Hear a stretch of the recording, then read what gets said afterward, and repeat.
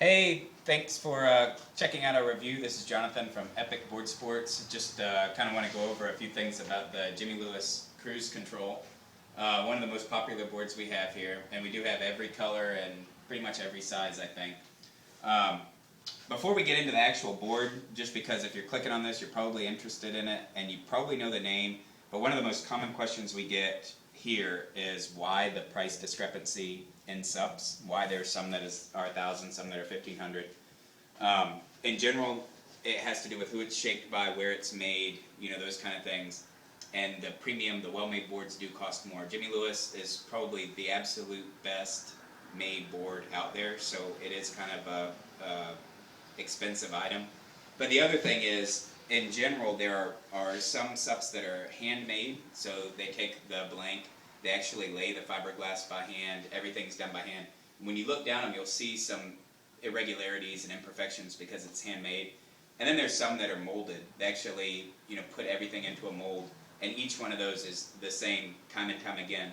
The molds are expensive and have to be destroyed after only, I think they get about 200 uses out of a mold. So that's some of the reason too why some of the molded boards cost more, like a Corbin, Jimmy Lewis, stuff like that. They're the same every time, so the quality and the quality control is great, but the cost is more just because their cost of production is higher. So, real fast, if you're looking for an all-around sup, this is probably the quintessential all-around sup. It's one of the originals. Jimmy Lewis has been shaping boards for over 40 years. They were in the market before anybody else was. This was originally called the All-Arounder, and he could have probably trademarked the name All-Arounder that we use now for just the class of subs, but he didn't.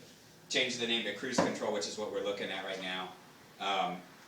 Great one board option if you're looking for one board. Let's say you're on the Carolina coast, New York coast, Virginia, Georgia, Florida, and you think you're going to go in the ocean some maybe and try some longboard style sup surfing, but also want a flat water board.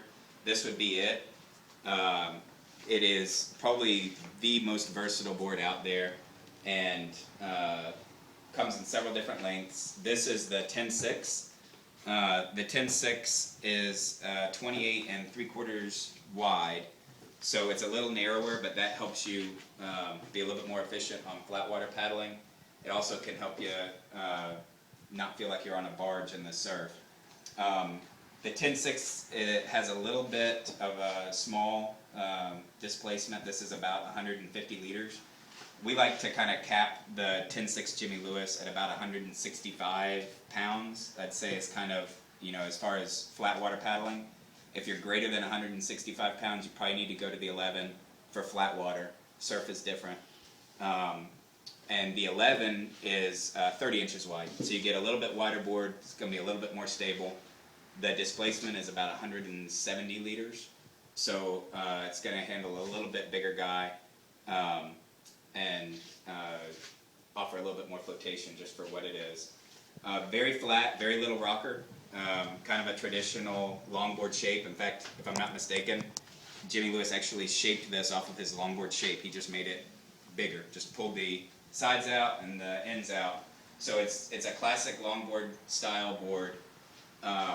Has a self-regulating vent plug, so that means you don't have to do anything to it. A lot of people ask us that. It's a Gore-Tex membrane in there, so air passes freely. So you don't have to worry about that. If you leave it sitting on the beach, though, you might cover it up with a reflective Mylar bag if you just want to be careful. Underneath, one of the actual things that I think is kind of a drawback is it just has a single fin option. For the expense and everything, it'd be nice if they had a thruster option for it, but for a longboard style board and for a flat water paddler, it's obviously a non-issue to just have the big center fin. Other than that, I think they're some of the lightest boards as well.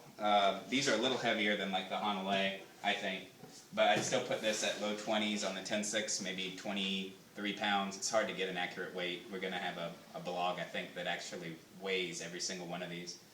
But super portable, very durable, highest quality board. We have all the colors. If you're interested and want to talk more about it, please give us a call at 321-406-1964.